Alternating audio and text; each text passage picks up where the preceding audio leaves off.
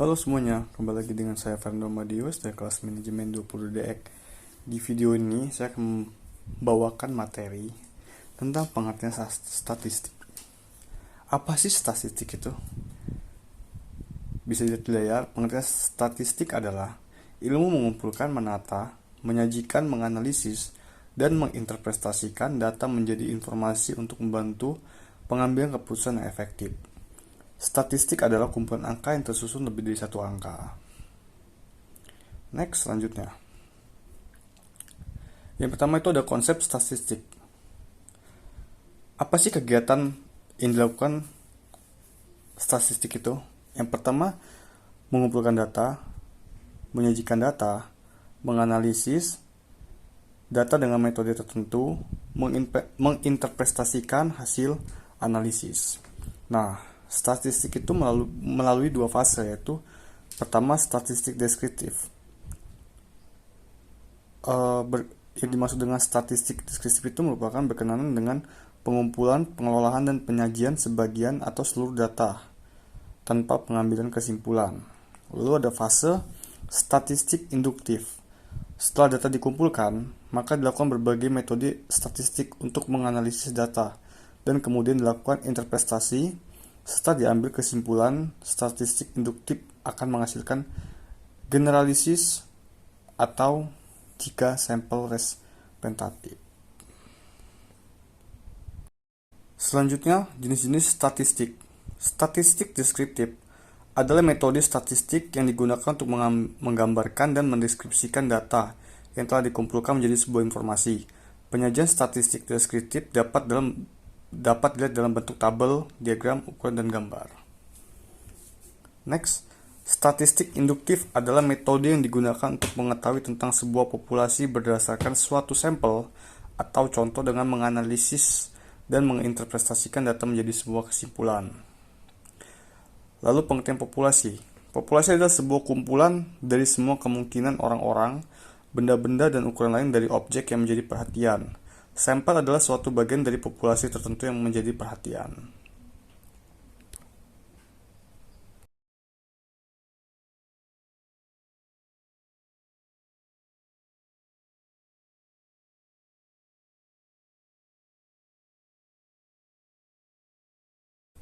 C. Jenis-jenis data.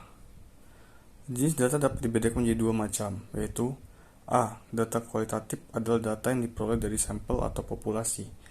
Data tersebut bukan berupa angka. B. Data kuantitatif adalah data yang diperoleh dari sampel atau populasi data berupa angka. Yang pertama, data diskret merupakan data kuantitatif yang nilainya khusus dan merupakan data kuantitatif yang nilainya khusus dan merupakan hasil perhitungan serta biasanya berupa bilangan bulat. Data diskret seperti jumlah mobil, 0, 1, 2, dan lain-lain. Data kontinu merupakan data kuantitatif yang nilainya menepati semua interval pengukuran dan merupakan hasil pengukuran serta bisa berupa bilangan pecahan dan bulat. Contohnya berat badan 60,1 kilo dan 80,5 atau bisa 60 dan 80 kilo. Apa sih yang dimaksud dengan data primer langsung objek? Data primer langsung objek adalah data yang diperoleh sumbernya atau penelitian. Lalu ada data sekunder. Data sekunder adalah data yang sudah diterbitkan atau digunakan pihak lain.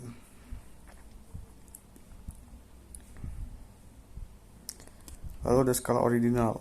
Data yang sudah diurutkan dari jenjang yang paling rendah sampai yang paling tinggi, atau sebaliknya tergantung peringkat selera pengukuran yang subjektif terhadap objek tertentu.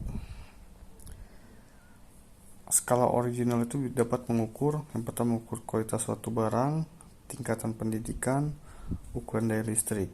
Lalu ada skala interval. Skala interval merupakan skala yang menunjukkan jarak antara satu data dengan data yang lainnya.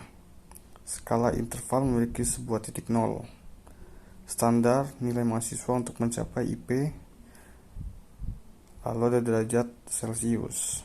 Lalu skala rasio. Skala rasio merupakan skala pengukuran yang mempunyai sifat pengukuran dan tidak memiliki sebuah titik nol. Contohnya umur manusia, tinggi badan, tinggi pohon. Lalu ada pengumpulan data. Tujuan pengumpulan data yang pertama mengetahui jumlah elemen atau objek yang akan diamati. Kedua, mengetahui karakteristik dari elemen tertentu.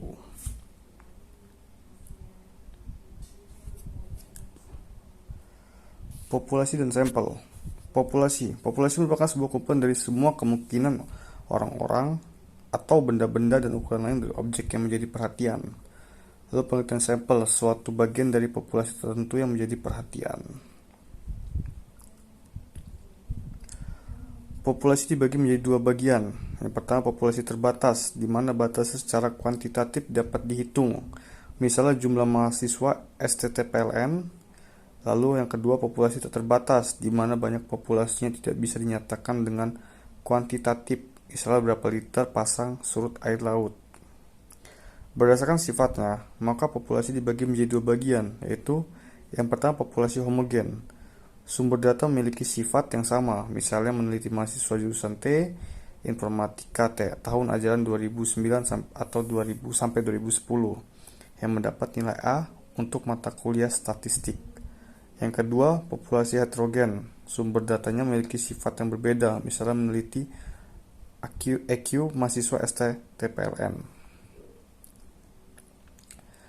Jumlah populasi atau population number dinotasikan dengan huruf N.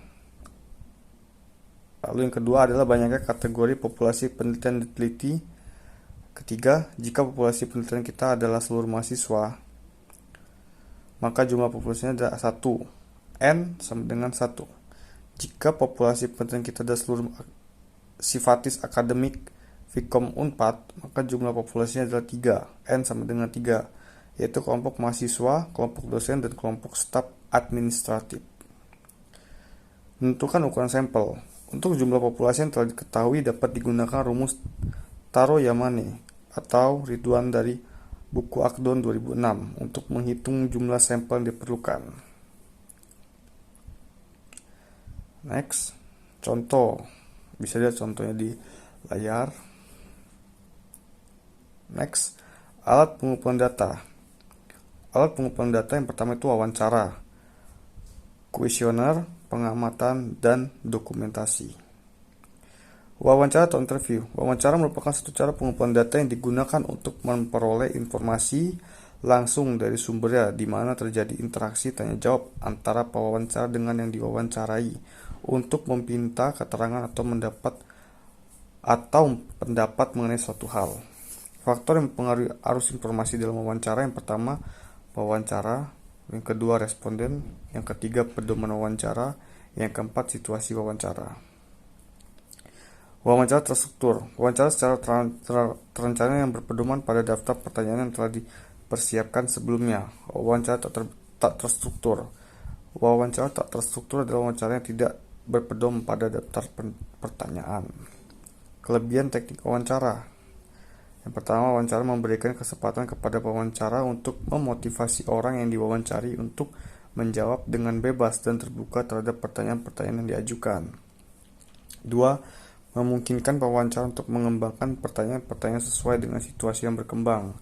Yang ketiga, pewawancara dapat menilai kebenaran jawaban yang diberikan dari gerak-gerik dan raut wajah yang diwawancara. Yang terakhir, 4. Pewawancara dapat menanyakan kegiatan-kegiatan khusus yang tidak selalu terjadi. Kekurangan teknik wawancara. Yang pertama, proses wawancara membutuhkan waktu yang lama. Yang kedua, keberhasilan hasil wawancara sangat tergantung dari kepandaian pewawancara untuk melakukan hubungan antara manusia. Yang ketiga, wawancara tidak selalu tepat untuk kondisi-kondisi tepat yang tertentu. Yang keempat, wawancara sangat mengganggu kerja dari orang yang diwawancari bila waktu yang dimilikinya sangat terbatas. Kuesioner. Tujuan penyebaran kuesioner merupakan mencari informasi yang lengkap mengenai suatu masalah. Pembuatan kuesioner yang baik. Yang pertama, ada petunjuk jelas mengenai maksud diberikannya kuesioner. 2. Ada petunjuk jelas mengenai cara pengisian kuesioner. 3. Menggunakan kalimat yang mudah dimengerti. 4. Menghindari pertanyaan tidak jelas, tidak perlu, tidak relevan. 5. Menghindari pertanyaan bernada menekan atau mengancam dan lain-lain. 6. Menggunakan urutan pertanyaan yang logis dan sistematis. 7. Merahasiakan identitas responden agar responden objektif dalam menjawab. Di layar bisa dilihat contoh kuesioner terbuka, keuntungan, contoh kuesioner tertutup, contoh angket terbuka dan tertutup. Next, pengamatan. Pengamatan merupakan pengumpulan data melalui pengamatan dan pencatatan oleh pengumpulan dan terhadap gejala atau peristiwa yang diselidiki pada objek tertentu. Contoh pengamatan: observasi tentang jumlah kendaraan yang lewat di jalan tol Jakarta Cikampek untuk menganalisis tingkat kepadatan di jalan tol. Kelebihan observasi: yang pertama, data yang dikumpulkan melalui observasi cenderung mempunyai keandalan yang tinggi. 2. Penganalisis melalui observasi dapat melihat langsung apa yang sedang dikerjakan. Kelemahan observasi: yang pertama, memerlukan banyak waktu. Yang kedua, tidak dapat digunakan untuk mengumpulkan data masa lalu dan akan datang.